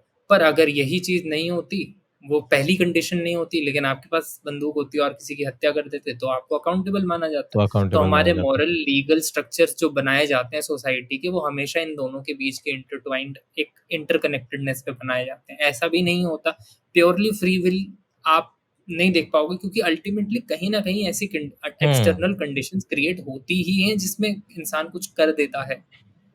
एग्ज़ैक्टली। यस। आपने इसके बारे में सुना होगा द बटरफ्लाई इफ़ेक्ट, काफ़ी फ़ेमस हुँ, इफ़ेक्ट है या butterfly effect. So according to butterfly effect अगर एक बटरफ्लाई अपना विंग फ्लैप करती है, तो वो कारण बन सकता है एक व वोल्केनिक इरप्शन का या फिर राइट। एक बहुत बड़े साइक्लोन का। अगर एक बटरफ्लाई अपना विंग फ्लैप करती है, so it will not cause any such thing. But अगर इसी टाइम पर 10,000 बटरफ्लाइज़ एक पॉइंट पे विंग फ्लैप करें, तो वो एक टॉर्नेडो का रूप ले सकता है। सो हुँ, और इस तरह की चीज़ों को जोड़ा जाता है कि आज अगर मैं आपसे यहाँ बात कर रहा हूँ, तो इस एक पर्टिकुलर इवेंट का रीज़न होगा कुछ जो बहुत दूर होगा, बट वो हमें हुँ, पता नहीं है। So right. यहाँ से फिर डिटरमिनिज़्म हमारे सामने आता है, जब हम इस तरह की हुँ, चीज़ों के बारे में डिस्कस करते हैं। एंड जैसा आपने अभी पेन वाला एग्ज़ाम्पल लिया था कि वो पेन वहाँ पर है। तो अगर ये पेन यहाँ पर है, तो इसका मतलब कि ये पेन मैं कहीं से लाया हूँ, ठीक है? मैंने ये हुँ, पेन जाकर खरीदी है, यहाँ रखी है। आज ये पेन अभी यहाँ है, पर सुबह मैं कॉलेज भी लेकर गया था, तो अगर मैं कॉलेज हुँ, से लेकर इसको वापस ले आकर इस जगह पर रखा, तभी अभी मैं आपको उठाकर दिखा रहा हूँ। तो फिर हुँ, से हम वही डिटरमिनिज़्म और फ्री विल के लूप से यहाँ पर पहुँच जाते हैं कि यहाँ फ्री विल और राइट। डिटरमिनिज़्म दोनों हो सकती है। Hmm, so that is a very interesting या thing I guess.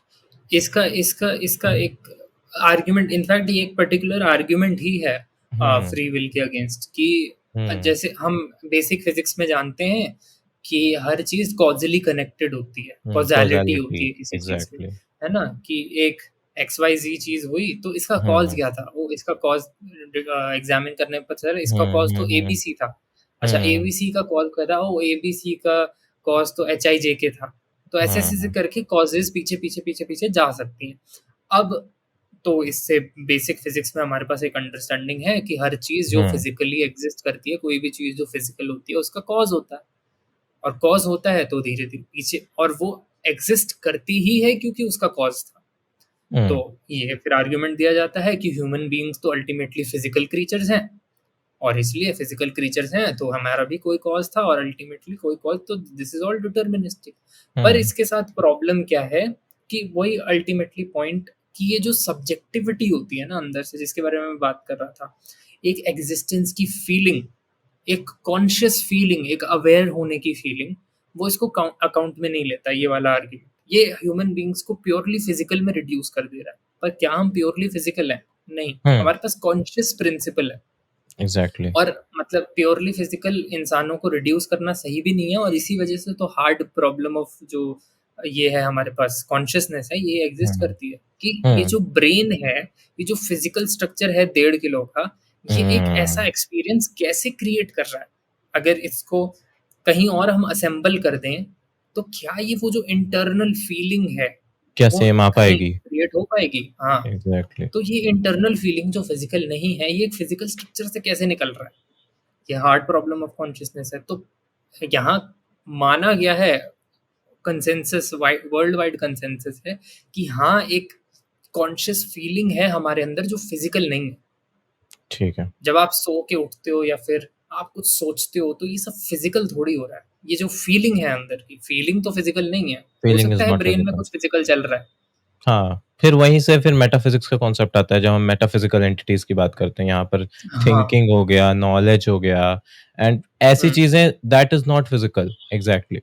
Yes, and you hmm, cannot just push them aside, क्योंकि मतलब this is one of my big problems with today's ये जो रैशनल टाइप के लोग, नियो एथीस्ट टाइप के लोग, ऐसा मेरे को प्रॉब्लम क्यों है? क्योंकि they push aside the metaphysical. Exactly. अब लाइक आप एग्जांपल किसी भी के तौर पे हुँ, हाँ, हुँ, आप किसी चीज़ को टोटली डिनाय नहीं कर सकते क्योंकि राइट, आप यहाँ पर एक ऐसे स्टेट में जी रहे हैं, क्योंकि अगर आप उन चीज़ों को टोटली डिनाय कर देंगे, तो शायद आपका भी एग्ज़िस्टेंस खतरे में आ जाएगा उस पर्टिकुलर राइट, पॉइंट पे, क्योंकि that's why I started reading philosophy before. अभी मुझे ज़्यादा टाइम नहीं हुआ, it's almost 5 to 6 months and I um, start from nihilism.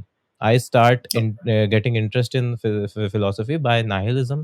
After that, I um, jumped to atheism, then agnosticism, and now I'm a skeptic. I मतलब मैंने skepticism को as a ऐसी चीज़ मानी कि मुझे ये पर्टिकुलरली बहुत फिट लग रही है अपने ऊपर, क्योंकि according to me I can not take a perfect 100% right stance on anything.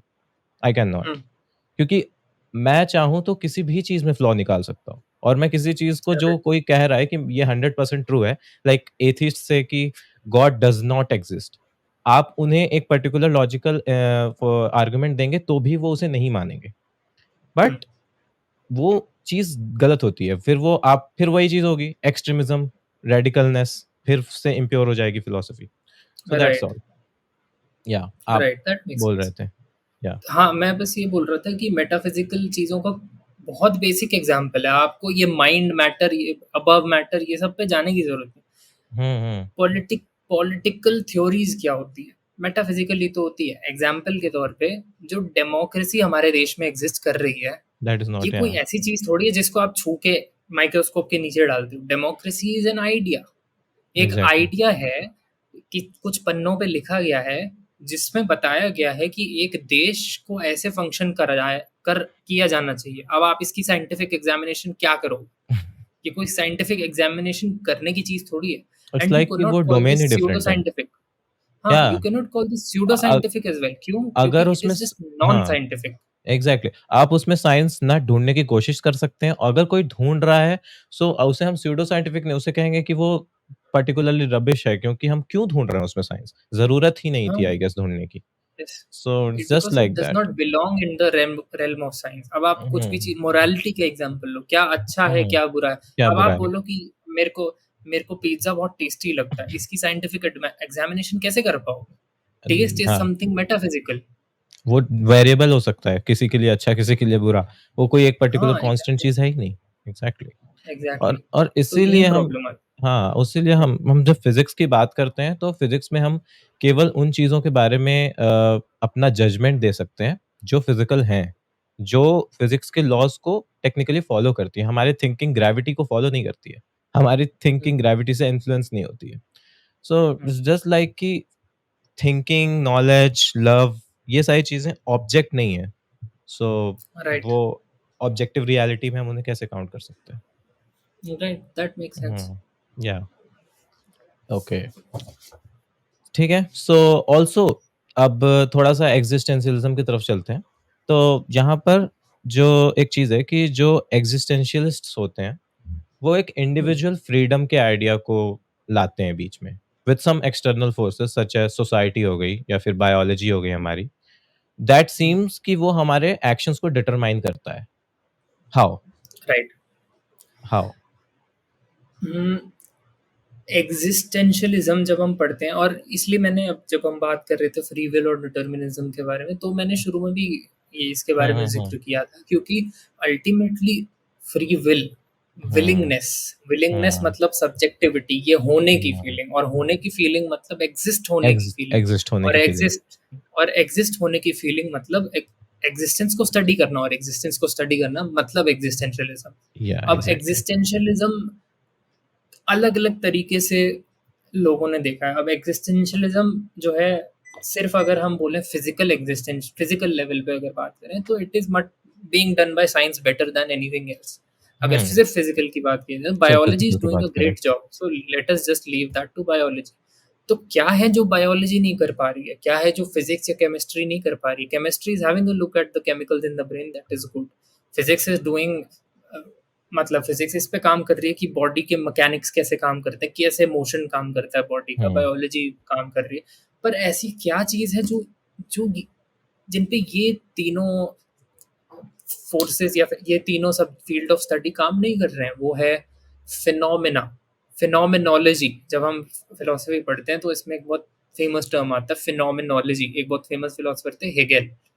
तो हुँ, हेगेल की किताब है फिनोमेनोलॉजी ऑफ द स्पिरिट। अब ये फिनोमेनोलॉजी सुनने में बड़ा इंटिमिडेटिंग सा टर्म है, पर फिनोमेनोलॉजी का मतलब बहुत सिंपल है। ये जो जिस जिस चीज़ की मैंने बात करी ना अभी थोड़ी पहले, ये लिव्ड एक्सपीरियंस, ये सब्जेक्टिव फीलिंग, ये होने की फीलिंग, एग्जिस्ट होने की फीलिंग, ये फिनोमेना है। This is a hmm, phenomena, hmm, and when I study this phenomena it is called phenomenology.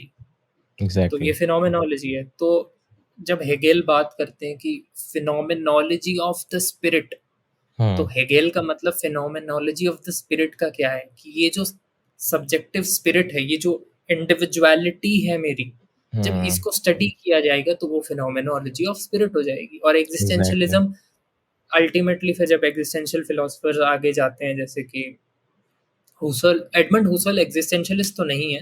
हुँ, मतलब उनकी फिलॉसफी एग्जिस्टेंशियलिज्म नहीं है। एग्जिस्टेंशियल फिलोसफर्स हम कह सकते हैं, मार्टिन हाइडेगर को कह सकते हैं एग्जिस्टेंशियलिस्ट, हुँ, कियर्केगार्ड को कह सकते हैं, सार्त्र को कह सकते हैं एग्जिस्टेंशियलिस्ट। हुँ, तो इनकी फिलॉसफी में ऐसा क्या है जो मुझे पर्सनली बहुत अपीलिंग लगता है, और मुझे लगता है कि एग्जिस्टेंशियलिज्म बहुत इम्पोर्टेंट है, और एग्जिस्टेंशियलिज्म के साथ ही साथ फिनोमेनोलॉजी भी बहुत इम्पोर्टेंट है, इसलिए क्योंकि इसी टाइम पे जब ये लोग एग्जिस्ट करते थे, हाइडेगर, हुसर्ल, हुँ, इसी हुँ, टाइम पर एक अलग तरीके के लोग एग्जिस्ट करते थे जो कि फिलॉसफी को लैंग्वेज पे रिड्यूस करना चाहते थे, जो कहते थे कि हुँ, लैंग्वेज की एनालिसिस होती है फिलॉसफी। ओके, एक फिलॉसफर थे बर्ट्रैंड रसल, या विटगेंस्टाइन, एग्ज़ैक्टली। लुडविग विटगेंस्टाइन। आई गेस तो वो कहते थे कि एल्बर्ट लैंग्वेज को केमस एनालाइज करो।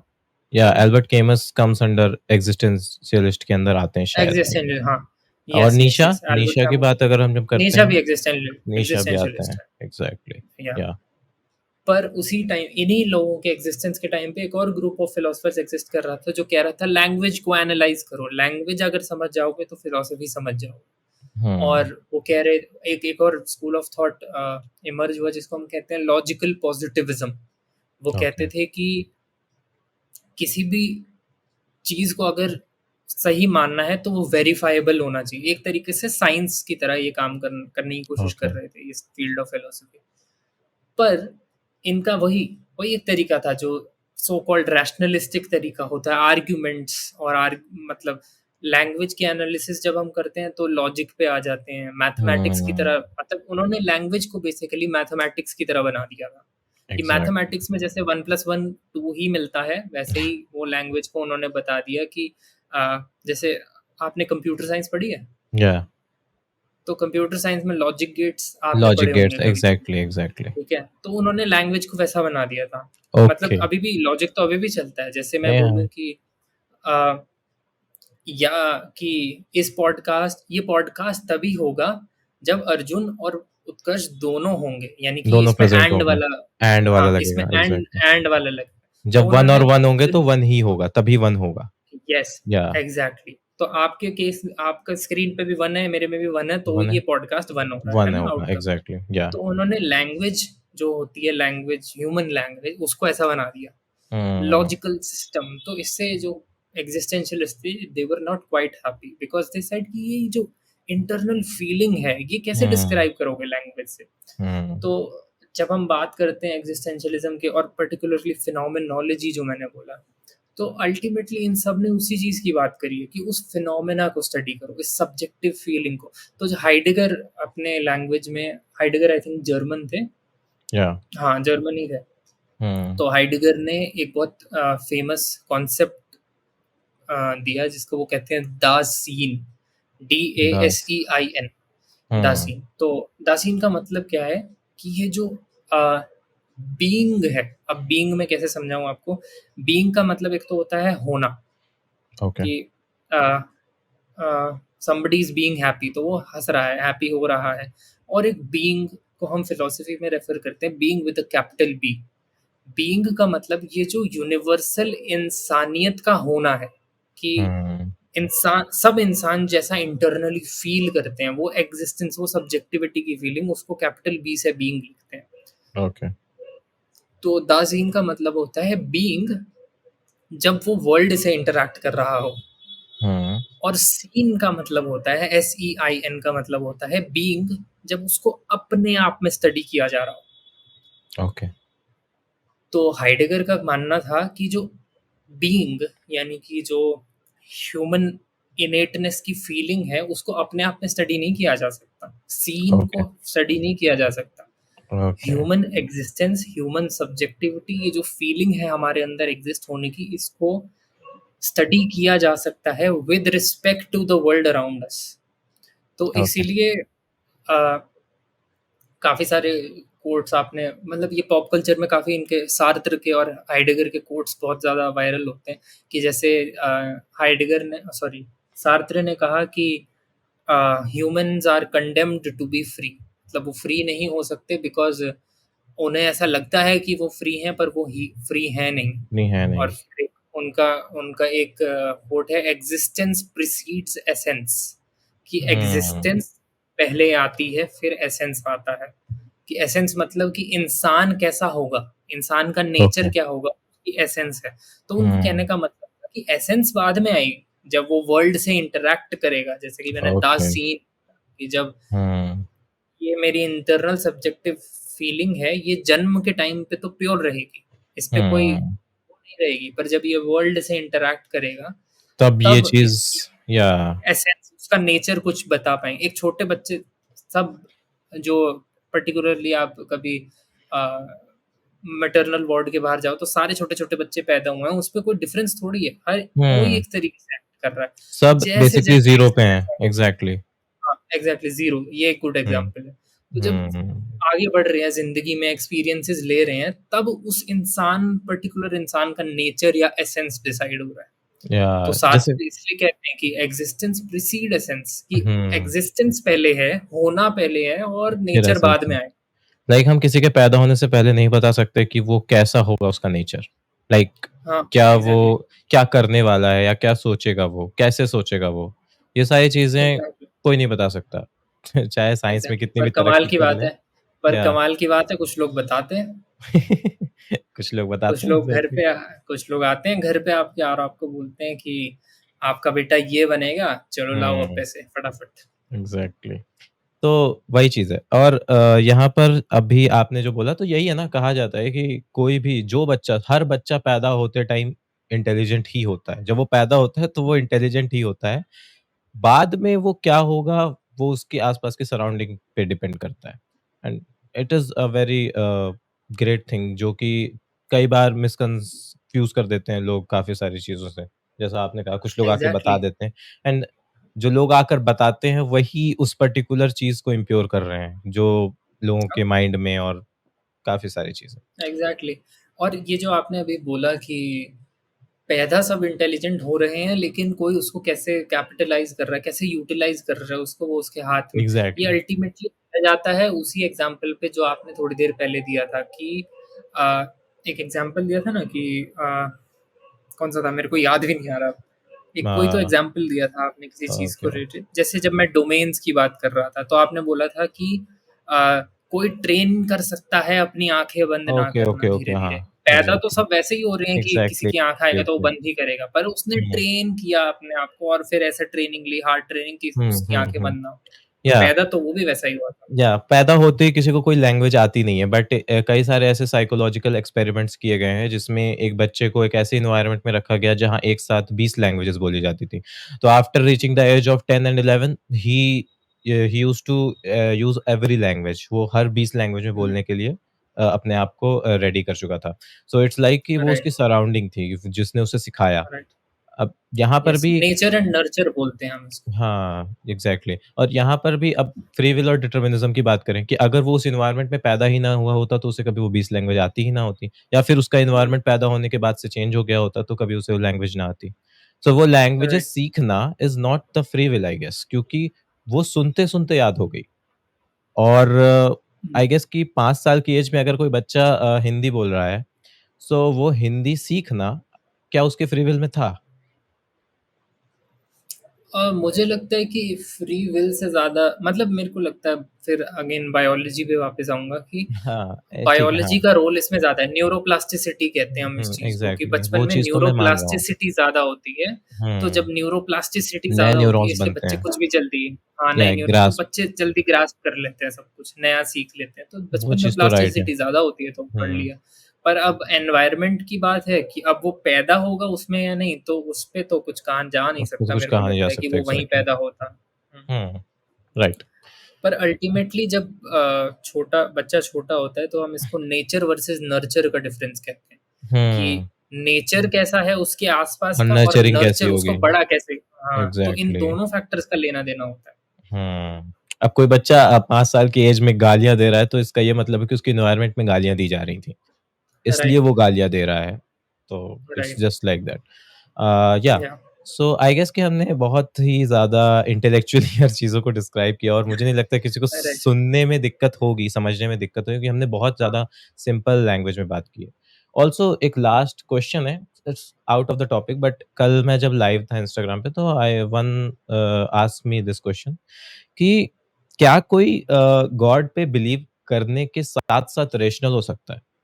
सो उस पॉइंट पे मैंने एक जवाब दिया कि बिल्कुल हो सकता है, और शायद आज के टाइम में ये कोई मिसकंसेप्शन बनाया जा रहा है। अ, बहुत सारे लोगों के थ्रू, बहुत सारे ऐसे क्रिएटर्स भी हैं, बहुत सारे ऐसे आपको नॉर्मली लोग मिल जाएँगे जो ये कहते हैं कि गॉड के ऊपर बेसिकली रेशनल होने के लिए एथियस्ट होना पड़ता है।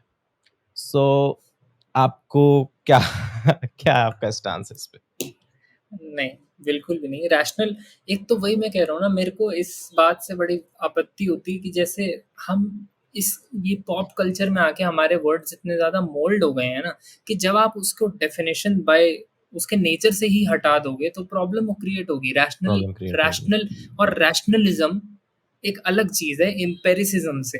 रैशनलिज़्म हुँ, का मतलब बिना सेंस परसेप्शन किए किसी चीज़ को चीज़ को आर्गुमेंटेटिवली मान मानना। लेना।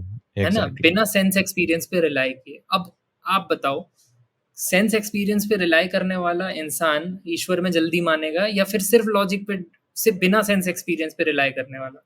बिना बिना रिलाई सेंस पे। करने हुँ, क्योंकि गॉड की एग्ज़िस्टेंस लॉजिकली आसानी से डिड्यूस की जा सकती है रादर देन सेंस एक्सपीरियंस होना। ईश्वर तुम्हारे सामने साक्षात आके खड़े हो जाएँगे तब तुम सेंस एक्सपीरियंस से मानोगे। तो ये जो एथीस्ट हैं, वो रैशनलिस्ट नहीं है इन द फिलोसॉफिकल सेंस, वो एम्पिरिसिस्ट हैं क्योंकि वो मानते हैं कि ईश्वर सेंस परसीव नहीं किया जा सकता, इसलिए वो एम्पिरिसिस्ट हैं। पर अगेन अगर सिर्फ लॉजिकल की बात की जाए, अगर मॉडर्न टर्म्स के बारे में बात की जाए, तो मुझे लगता है बिल्कुल हुआ जा सकता है अनलेस एंड अनटिल आप मिसगाइड नहीं हो रहे हो। अगर आप आप अच्छे ढंग स्यूडो से दर्शन साइंटिफिक नहीं हो रहे पढ़ोगे, हो। और आप दर्शन देखिए पढ़ोगे तो हाँ, आप सूडो साइंटिफिक नहीं होंगे। हुँ, ओके। और आप दर्शन फिलॉसफी कौन पढ़ना चाहता है? पढ़ोगे तो फ़िलॉसफ़ी कौन पढ़ना चाहता है? आप बताइए। आज के टाइम में कौन आप फ़िलॉसफ़ी पढ़ना चाहता है? आप किसी को बोलिए कि आपको अगर ये एक पर्टिकुलर चीज़ करनी है, तो आप 1 महीने या 6 महीने फ़िलॉसफ़ी पढ़िए तो हो जाएगी। या फिर कल को हम हुँ, उसके सामने कोई आके कहता है कि आप ये 4 बेलपत्र जाके वहाँ रख दीजिए, हो जाएगा। कौन कौन क्या मानेगा आप जानते हैं। वही सो इट्स एक्सपीडिएंट जस्ट है ना, like the that. Second option is more expedient, it is या easier to do than the first one क्योंकि मेहनत फर्स्ट कौन वाले में करना रिगर चाहता लग रही है। है? Exactly. Exactly. So that's the part. और जब मेरे हिसाब से सोसाइटी से ये सारी चीज़ें जो बेसिकली जो एलिमेंट्स एक पर्टिकुलर फॉर्म को आर्ट फॉर्म को ये मैं इसे आर्ट कह सकता हूँ, लाइक जो फिलॉसफी है, it is a art, it is an art. और इसको जो बेसिकली इम्प्योर कर रही हैं जो एलिमेंट्स, वो जब खत्म होंगी, तभी शायद उसका सही फॉर्म समझ में आएगा। और एग्ज़ैक्टली। अकॉर्डिंग टू मी, अगर आप एक पर्टिकुलर आइडियोलॉजी से बंधे हुए हैं, तो आपको हुँ, इस चीज़ के लिए अपने माइंड को हमेशा ओपन रखना पड़ेगा कि जब आपके सामने कोई और ओपिनियन, कोई और आइडियोलॉजी आती है, तो आप उसे एंटरटेन करें। क्योंकि अगर आप राइट। उस आइडियोलॉजी को एंटरटेन नहीं कर रहे हैं एक पर्टिकुलर टाइम पे, सो आई गेस कि ये एक कायरता होती है या फिर अपने आप को बचाना होता है आई गेस, हुँ, किसी एक पर्टिकुलर राइट, आर्गुमेंट से। या अब राइट। जैसे जैसे let's say I am sceptic, तो मेरे सामने कोई थियस्ट आकर मुझसे आर्गुमेंट करेगा, तो मैं ये थोड़ी कहूँगा कि मुझे तुमसे आर्गुमेंट ही नहीं करना है, तुमसे आर्गुमेंट करके मैं अपना टाइम वेस्ट करूँगा। It's not the point. हाँ, पॉइंट इज़ कि मुझे उसका आर्गुमेंट सुनना पड़ेगा। अकॉर्डिंग टू मी, पड़ेगा। मैं जब तक उसके आर्गुमेंट को नहीं सुनता हूँ, मैं ये नहीं कह सकता कि उसका आर्गुमेंट गलत है। क्योंकि ये तो फिर राइट, कहाँ से रेशनल हुआ? आप बताइए। मेक बिना सेंस। आर्गुमेंट आर्गुमेंट सुनने के बाद डिसाइड करते हैं और फिर उसके ऊपर एक पर्टिकुलर प्रॉपर आर्गुमेंट देना पड़ेगा कि क्यों मैं आपके आर्गुमेंट से सहमत नहीं हूँ। और उस नहीं पॉइंट हूँ, पे भी मुझे लगता है ये कहना चाहिए कि मैं सहमत नहीं हूँ, ये नहीं कहना चाहिए कि आर्गुमेंट गलत है। क्योंकि गलत है, हाँ। आप सहमत नहीं हैं, क्या पता 100 लोग सहमत हों। So it's just like unless and that, it's until मतलब अनलेस एंड अंटिल उनके आर्गुमेंट में कोई फैलेसी निकल जाए क्यों फिर तो वो एग्ज़ैक्टली। गलत ही हो जाएगा। हाँ, फ़ैलेसी निकल जाए तो फिर तो पॉइंट ही अलग है। तो हुँ, वो चीज़ तो आपको समझनी पड़ेगी। या आई गेस कि राइट। काफ़ी ज़्यादा अच्छे से हमने टॉपिक्स को डिस्कस किया है और यस, अगर आप अभी तक यहाँ तक आए हैं तो इसका मतलब कि आप सीखना चाहते थे तभी आपने इस पॉडकास्ट को देखना शुरू किया और आप यहाँ तक पहुँचे हैं। सो इट्स लाइक दैट। और आगे भी हम पॉडकास्ट करते रहेंगे। ये तो अभी हमने एक नॉर्मल टॉपिक पे किया एक्जिस्टेंशियलिज्म, फ्री विल, डिटरमिनिज्म। आगे भी कुछ ऐसे इंपॉर्टेंट टॉपिक्स हैं, फिलॉसफी में तो टॉपिक्स खत्म नहीं होने वाले, आपको भी पता है। तो हम चीज़ें डिस्कस करते रहेंगे as per the demand and things. So right, at last and करते हैं और आप अपने से साइड से व्यूअर्स से कुछ एक पर्टिकुलर चीज़ कहना चाहें तो कह सकते हैं आफ्टर दैट। राइट। मैं बस यही कहूँगा कि आई होप मैंने चीज़ों को सिम्प्लीफ़ाई किया हो। मैं हुँ, कोशिश करता हूँ कि मैं जो भी कुछ बोलूँ वो किसी के सर के ऊपर से ना निकले।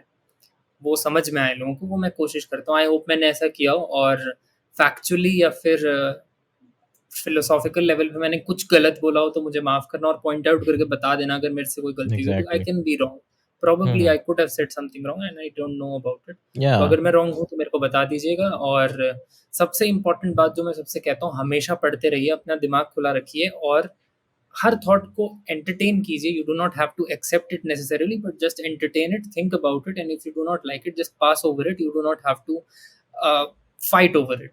तो अपना हुँ, दिमाग खुला रखिए और पढ़ते रहिए। प्लीज़ पढ़िए, फिलॉसफी पढ़िए, साइंस भी पढ़िए, फिलॉसफी भी पढ़िए, बस पढ़ते रहिए। एग्ज़ैक्टली। या या it's a very great thing क्योंकि अब जैसा हमने पूरे पॉडकास्ट में ही बात करी, कई बार हमने इस बात को बोला कि रेडिकलिज्म एंड एक्सट्रीमिज्म, ये एक ऐसी दो चीजें हैं जो आपके थॉट प्रोसेस को कहीं ना कहीं हार्म करती हैं, एक पर्टिकुलर फिलॉसफी, एक पर्टिकुलर आइडियोलॉजी को हार्म करती हैं। और राइट, जैसा कि भैया ने बोला कि दैट इज द थिंग कि आपको हर एक थॉट को एंटरटेन करना ही करना है, क्योंकि राइट, अगर आप किसी एक पर्टिकुलर चीज़ को मानकर बैठ जाएँगे, तो फिर आप में और उन लोगों में कोई फ़र्क नहीं रहेगा जो बेसिकली दूसरे के ओपिनियन को सुनना ही नहीं चाहते हैं। और अगर आप सुनना ही नहीं चाहते तो इसका मतलब कहीं न कहीं आपके मन में एक डर है कि जब आप उस ओपिनियन को सुनेंगे तो कहीं आप गलत प्रूफ ना हो जाएँ। So right, it's just like that. और कोई भी ओपिनियन, कोई भी चीज़ आप सुनते हैं, कोई मिस इन्फॉर्मेशन आप सुनते हैं, तो एक बार आपके पास जो 1.5 किलो का दिमाग है, उसे यूज़ करिए because it is very important to use your brain at that point of time, क्योंकि कोई भी कुछ भी चिपका कर चला जाएगा तो आप उसे मान लें, दैट इज़ अ, कि आपके पास ब्रेन होने का कोई फ़ायदा नहीं है फिर। So use your brain, exactly, exactly. Exactly. और आते रहेंगे इस तरह के इंटरेस्टिंग पॉडकास्ट और भी, और आई गेस कि आपको भी मज़ा आया होगा पॉडकास्ट में। बिल्कुल भाई, बिल्कुल। सो एंड करते हैं पॉडकास्ट, स्पॉटिफ़ाई पे पॉडकास्ट अपलोड हो जाएगा। इंस्टाग्राम आईडीज़ दोनों लोगों की नीचे मेंशन्ड है, तो जाकर अगर आपको कोई क्वेश्चन हो तो आप कॉन्टैक्ट कर सकते हैं ईज़िली। सो तब तक के लिए इतना ही। Bye bye, take care.